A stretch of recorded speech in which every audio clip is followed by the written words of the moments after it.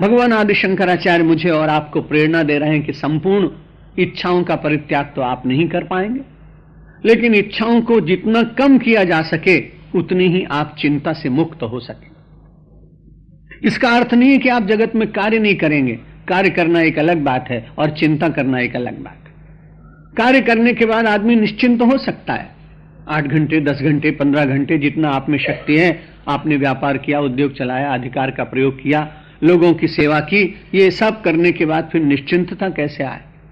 बड़ी स्वाभाविक बात है और बड़ा स्वाभाविक प्रश्न है कि जिन लोगों के साथ हम निरंतर रहते हैं उनके परमाणु प्रभावित करते हैं और वे सब लोग चिंता युक्त होते हैं, इसलिए मैं कैसे निश्चिंत हो सकता हूं? एक बड़ा प्रश्न है, लेकिन हो सकते हैं। यदि आप सचमुच धार्मिक, आस्तिक और आध्यात्मिक व्यक्ति हैं तो आपके लिए बड़ी सुविधा है कि कर्म करने के बाद कर्म और कर्म का फल दोनों आप किसी के ऊपर दे सकते हैं। जिसको आप अपने जीवन का सर्वस्व मानते हैं, आराध्य मानते हैं, इष्ट मानते हैं, जगत का संचालक मानते हैं, नियंता मानते हैं, सर्जनहार मानते हैं और सारी सृष्टि का पोषणहार मानते हैं, उस परमात्मा के प्रति यदि मेरा और आपका ये विश्वास निश्चित हो जाए कि सबका कर्ता धर्ता वही है, तो हम बीच में निमित्त बनकर निश्चित रूप से पूरी प्रामाणिकता के साथ कर्म करने के बाद भी निश्चिंत हो सकते हैं। पूरी प्रामाणिकता के साथ कर्म करने के बाद रात्रि हुई, संध्या हुई, कर्म से विरत हुए, उपासना में विराजमान हुए और उपासना में परमात्मा के साथ जुड़े और उन्होंने कहा, महाराज जो कुछ आपने कराया आप जाने और अब मैं बड़ा निश्चिंत होकर सब कुछ आपको समर्पित कर रहा। यदि नित्य ये समर्पण का प्रयोग मानव का चले तो भगवान आदि शंकराचार्य कहते हैं, जो प्राणभृताम, सारे संसारों के लिए जो ज्वर है वो चिंता है, उस चिंता से व्यक्ति मुक्त हो सकता है। चिंता बता देने के बाद ये अपने आप ही इसके भीतर अर्थ गर्भित है कि हम उस चिंता से मुक्त कैसे हों। इसलिए भगवान आदि शंकराचार्य ने कहा कि कोवा ज्वरः प्राणभृताम ही चिंता, और दूसरी बात कही, मूर्खोस्ति को यस्तु विवेकहीना। कहा मूर्खः अस्ति यह विवेकहीना। संसार में मूर्ख कौन है? हम सब लोग पढ़े लिखे आदमी निरक्षर व्यक्ति को कई बार मूर्ख कहते हैं, और इस दृष्टि से देखें तो विज्ञान का विद्यार्थी मुझको मूर्ख मानेगा क्योंकि मुझे साइंस नहीं आती, और मैं अध्यात्म का विद्यार्थी उसको मूर्ख मानूंगा क्योंकि उसे अध्यात्म नहीं आता। इसलिए मूर्ख कौन है इसका निर्णय करना ये बड़ा कठिन है। भगवान आदि शंकराचार्य ने बड़ी अच्छी व्याख्या दी। जो विवेकहीन है, चाहे विद्वान हो, चाहे वो वैज्ञानिक हो, चाहे वो प्राध्यापक हो, चाहे वो प्रवक्ता हो, चाहे वो श्रेष्ठ व्यक्ति हो, यदि विवेक उसके पास नहीं है तो वो मूर्ख की श्रेणी में आता। इसलिए हम सब लोगों को मूर्खता के बंधन से भी दूर करा रहे हैं भगवान आदि शंकराचार्य। चिंता मुक्त करने के लिए चिंतन की प्रणाली बता रहे हैं कि यदि आपके जीवन में भगवत चिंतन, आत्मचिंतन, अध्यात्म चिंतन, विचार चिंतन, श्रेष्ठ चिंतन, उत्तम चिंतन यदि प्रस्थापित हो गया तो आपका जीवन चिंता से रहित हो जाएगा।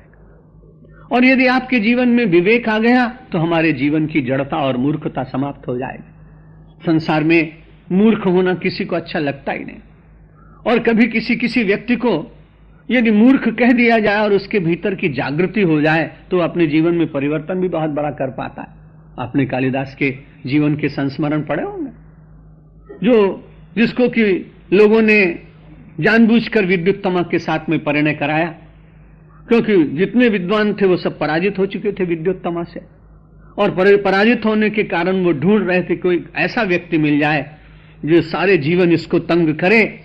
तो समय आपने सबने पढ़ा सुना है, वृक्ष की एक शाखा के ऊपर स्वयं बैठकर और एक आदमी उसको काट रहा है। लोगों ने विचार किया कि ये शाखा कटेगी तो ये आदमी भी गिरेगा, उसको चोट लगेगी, इससे ज्यादा मतिहीन व्यक्ति कोई दूसरा मिल नहीं सकता है। लेकिन यदि इसके साथ विद्युत्तमा का परिणय हो जाए तो प्रतिशोध की जो हमारी आकांक्षा है वो पूर्ण हो जाएगी। और उस बेचारे को ये कहा कि अरे तुम ऐसा जीवन क्या व्यतीत करते हो, तुम्हारी आयु हो गई, तुम्हारा विवाह होना चाहिए। और उस भले आदमी को उन लोगों ने तैयार किया, पगड़ी बांधी, सुंदर त्रिपुण लगाया, रेशमी वस्त्र पहना दिए और ये कहा कि शास्त्रार्थ करने के लिए व्यक्ति आए हैं, लेकिन मूक शास्त्रार्थ होगा। उन्होंने कहा मूक शास्त्रार्थ मैं करने के लिए तैयार हूं। इस भले आदमी को तो मालूम ही नहीं कि शास्त्रार्थ होता क्या है, लेकिन वे 5-10 विद्वानों ने उसको आगे करके बिठा लिया, उसको घेर कर बैठ गए। उसको भी भ्रम हुआ महिला को कि बड़ा विद्वान होगा तभी तो इतने लोग इसको लेकर स्वागत के लिए साथ साथ आए। उन्होंने, विद्वानों ने कहा कि जो भी इशारा और इंगित होगा उसकी व्याख्या हम लोग करेंगे, क्योंकि मौन हो रहा है। मौन व्याख्यान जब हो रहा है, शास्त्रार्थ हो रहा है, तो उसकी व्याख्या हम लोग करेंगे। और जैसे ही विद्युत्तमा ने एक उंगली उठाई, मूर्खराज कालिदास ने विचार किया कि ये मेरी आंख फोड़ना चाहती है। अब उसने जो अर्थ किया, अर्थ तो ब्राह्मणों को करना है, विद्वानों को। उसने मन ही मन में क्रुद्ध होकर दो उंगलियां उठाई। विद्वानों ने कहा, आपने कहा ब्रह्म एक है, ठीक है, लेकिन हमारे शास्त्रार्थ महारथी पंडित कालिदास जी इसका अर्थ ये कर रहे हैं कि केवल ब्रह्म कुछ नहीं कर सकता है, ब्रह्म और माया दोनों मिलकर ही संसार को चलाती हैं। विद्युत्तमा ने कहा, सचमुच बड़ा अच्छा अर्थ हुआ, और वो प्रसन्न हो गई। उसने फिर अपने हाथ का पंजा दिखाया। पंजा दिखाने के बाद में विद्वानों ने कहा, हम समझ गए कि आप ये कह रही हैं कि चित, जल, पावक, गगन और समीर 5 तत्व हैं। पंडित जी ने विचार किया, ये मुझे थप्पड़ मारने की बात कर रही। उसने तुरंत घूंसा दिखाया, और व्याख्यान का अर्थ करने वालों ने कहा कि नहीं नहीं, आपने कहा कि पंचतत्व मिलकर कार्य, 5 तत्व हैं, लेकिन शास्त्रार्थ महारथी जी ये कह रहे हैं कि अलग अलग तत्व कुछ नहीं कर सकते, जब ये 5 तत्व मिल जाते हैं तभी संसार का कुछ कार्य होता है। उत्तर सुन करके बड़ी प्रसन्नता हुई, परिणय हो गया, क्योंकि शर्त यही थी। लेकिन जब जाने के बाद उसने, विद्युत्तमा ने संस्कृत में इनसे बोलना प्रारंभ किया तो इनको तो कुछ आता नहीं था, और उस दिन जीवन में अपने जीवन का ये अज्ञान, मूर्खता उसको बहुत पीड़ा दे गए। जब मूर्खता स्वयं व्यक्ति को अंतर से पीड़ित करती है तो उसके परिहार का व्यक्ति उपाय सोचता है। बड़ी कठिनाई हुई, अपमानित हुआ, छत पर से गिर पड़ा।